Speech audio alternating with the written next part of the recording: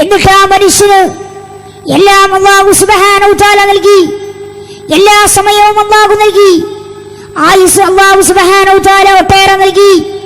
പക്ഷേ ആ ആയുസ്, അതിലെ സമയങ്ങള്, അതിലെ മിനിറ്റുകള്, ഓരോ മണിക്കൂറുകളും നമ്മൾ ചിലവഴിക്കുന്നത് ദുനിയാവിലെ കാര്യങ്ങൾക്ക് വേണ്ടിയിട്ട്, ദുനിയാവിലെ സുഖങ്ങൾക്ക് വേണ്ടിയിട്ട്, ദുനിയാവിലെ അടിച്ചു പൊളിക്കാനും ദുനിയാവിന് വേണ്ടിയിട്ട് നാം ജീവിതം മാറ്റിവെക്കുമ്പോൾ ഇന്നത്തെ യുവാക്കള്, ഇന്നത്തെ യുവതികള് അവസ്ഥ നാം എടുത്തു നോക്കിയാൽ, ആദ്യമായി നാം യുവാക്കളെ എടുത്തു നോക്കിയാൽ എന്താണ് അവസ്ഥ? അങ്ങാടിയുടെ തെരുവോരങ്ങളിലൂടെ നമ്മൾ ചെന്നു നോക്കിയാൽ മദ്യം കഴിക്കാത്ത ഒരു യുവാവില്ല, ലഹരി കഴിക്കാത്ത ഒരു യുവാവില്ല. കാരണം എന്ന് വെച്ചാൽ അവന്റെ കൂട്ടുകെട്ടാണ്. യുവതികളും അത് തന്നെയാണ്. തന്റെ വിദ്യാലയങ്ങളിലും അതുപോലെ കോളേജുകളിലും പ്രേമനൈരാശ്യം കൊണ്ട് ആത്മഹത്യ ചെയ്യുന്ന എത്രയോ യുവതികൾ നാം കണ്ടുവരുന്നതാണ്. പത്രമാധ്യമങ്ങൾ നാം തിരയാറില്ലേ? നാം നോക്കാറില്ലേ? ദിവസേന നമ്മൾ കാണുന്നത് എന്താണ്?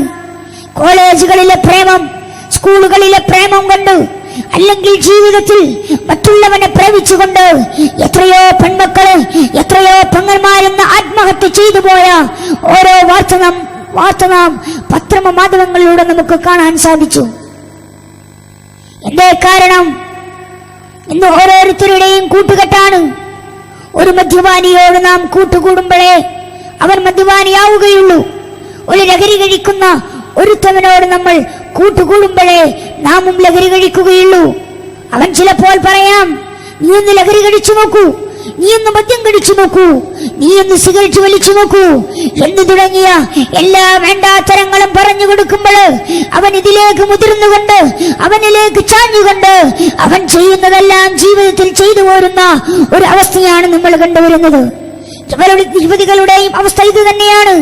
പക്ഷേ ജീവിതത്തിൽ ഒരു യുവാവ് അല്ലെങ്കിൽ ഒരു യുവതി തന്റെ കൂട്ടുകെട്ട് ശരിയാക്കിയാൽ, തന്റെ സൗഹൃദം ശരിയാക്കിയാൽ, സ്കൂളുകളിലെ, വിദ്യാലയങ്ങളിലെ, കോളേജുകളിലെ തന്റെ കൂട്ടുകാര് സൗഹൃദം നാം ശരിയാക്കിയാൽ പിന്നെ നാം നന്മയുടേതാണ്, നന്മയുടെ വക്കിലാണ്.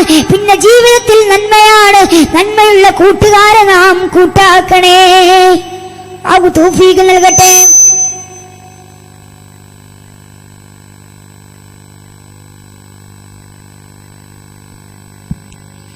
അല്ലാഹു തൗഫീഖ് നൽകുമാറാകട്ടെ.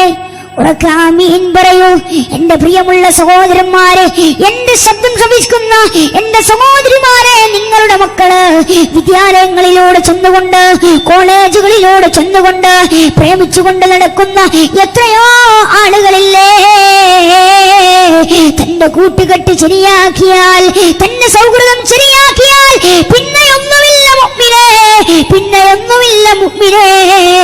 നന്മയുള്ള കൂട്ടുകാരെ നാം തിരഞ്ഞെടുത്താൽ പിന്നെ ജീവിതത്തിൽ നന്മയാ, പിന്നെ ജീവിതത്തിൽ നിസ്കാരമാണ്, പിന്നെ ജീവിതത്തിൽ ദിക്റാണ്, സ്വലാത്താണ്. എല്ലാം തന്റെ ജീവിതത്തിൽ നിറഞ്ഞുകൊണ്ട് രാജാതിരാജനായ തമ്പുരാനെ സ്നേഹിക്കാനും ഓർക്കാനും നാം തയ്യാറാവേണ്ടതുണ്ട്.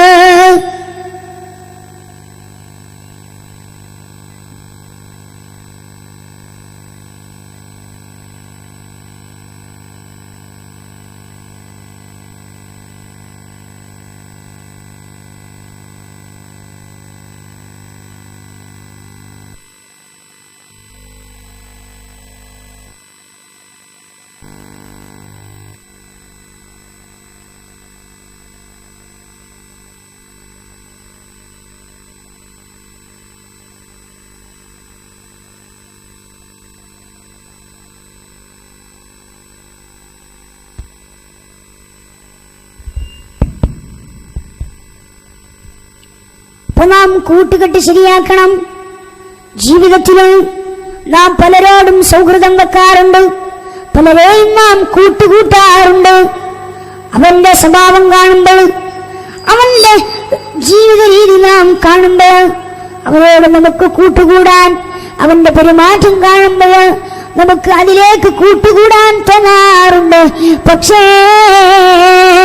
നമ്മളുടെ മക്കള്, നമ്മളുടെ പെൺമക്കള്, നമ്മളുടെ ആൺമക്കളെ, ഇന്നത്തെ യുവതികളെ, യുവാക്കളെല്ലാം ജീവിതത്തിൽ കൂട്ടുകെട്ട് ശരിയാക്കിയാൽ, നന്മ ചെയ്യുന്നവരെ നാം കൂട്ടാക്കിയാൽ, പിന്നെ നമുക്ക് ജീവിതത്തിൽ നന്മയാം, പിന്നെ ജീവിതത്തിൽ നിസ്കാരമാ. ഞാനിത് പറയാൻ കാരണം എന്താണെന്നറിയുമോ? എന്റെ പ്രിയമുള്ള സഹോദരന്മാര്, ചിന്തിക്കേണ്ട ഒരു വസ്തുതയുണ്ട്. കാരണം എന്ന് വെച്ചാൽ, ഒരു നന്മ ചെയ്യുന്ന കൂട്ടുകാരൻ നാം തിന്മയിലേക്ക് അടുക്കുമ്പോ അവൻ വിളിച്ചുകൊണ്ട് പള്ളിയിലേക്ക് വിളിക്കുകയാണ്, നമുക്കൊന്ന് നിസ്കരിക്കാം കൂട്ടുകാരാ, നമുക്കൊന്ന് അല്ലാഹുവിന്റെ മജ്‌ലിസിലേക്ക്, അല്ലാഹുവിന്റെ ദിക്ർ ചൊല്ലുന്ന, അല്ലാഹുവിനെ ഓർക്കുന്ന മതപ്രഭാഷണ പരമ്പരയുടെ മജ്‌ലിസിലേക്ക്, അല്ലെങ്കിൽ ദിക്റിന്റെ മജ്‌ലിസിലേക്ക്, സ്വലാത്തിന്റെ മജ്‌ലിസിലേക്ക്, മജ്‌ലിസുൻ നൂറിലേക്ക് ചെന്നുകൊണ്ട് നമുക്ക് അല്ലാഹുവിനെ ഓർക്കാം സഹോദരാ എന്ന് പറയാൻ ഒരു കൂട്ടുകാരൻ ഉണ്ടായാൽ, പിന്നെ ജീവിതത്തിൽ നാം നല്ലവനായി, പിന്നെ ജീവിതത്തിൽ നാം നല്ല കൂട്ടുകെട്ട് തുടങ്ങിയാൽ നാം ജീവിതം നന്നായി വരും. അല്ലാഹു തൗഫീഖ് നൽകുമാറാകട്ടെ. അധാർമിക കൂട്ടുകെട്ടിന്റെ ഇരകളായിരുന്നു ഉഖബത്ത് ബിൻ അബീ മുഅയ്ത്തും ഉബയ്യ് ബിൻ അലഫും. ഉഖബത്തിന്റെ സദ്യയോടനുബന്ധിച്ച് നബി സല്ലല്ലാഹു അലൈഹി വസല്ലമ തങ്ങളെ അദ്ദേഹത്തിന്റെ അടുക്കലേക്ക് ക്ഷണിച്ചു.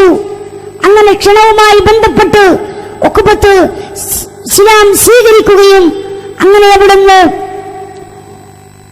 ഉഖബത്തിനോട് ഉബയ്യ് ബിൻ അലഫ് പറഞ്ഞു, നീ എന്ത് ചെയ്യണമെന്നറിയുമോ? ഇസ്ലാമിനെ ഉപേക്ഷിച്ചുകൊണ്ട് മുഹമ്മദിന്റെ മുഖത്തേക്ക് നീ തുപ്പണം, എന്നാൽ മാത്രമേ നമ്മളുടെ സൗഹൃദം മുന്നോട്ട് പോവുകയുള്ളൂ എന്ന് അദ്ദേഹം അവിടുന്ന് പറഞ്ഞു. അങ്ങനെ നബി സല്ലല്ലാഹു അലൈഹി വസല്ലമ തങ്ങളുടെ മുഖത്തേക്ക് അദ്ദേഹം തുപ്പി. പക്ഷേ ആ തുപ്പൽ നബി സല്ലല്ലാഹു അലൈഹി വസല്ലമ തങ്ങളുടെ മുഖത്തേക്ക് പതിഞ്ഞില്ല. അത് തിരിച്ചു തന്റെ മുഖത്തേക്ക് പതിഞ്ഞുകൊണ്ട് ഒരു ഭാഗം കരിഞ്ഞുപോയി. അദ്ദേഹം മരണപ്പെടുകയാണ്. അദ്ദേഹം മരണപ്പെട്ടു.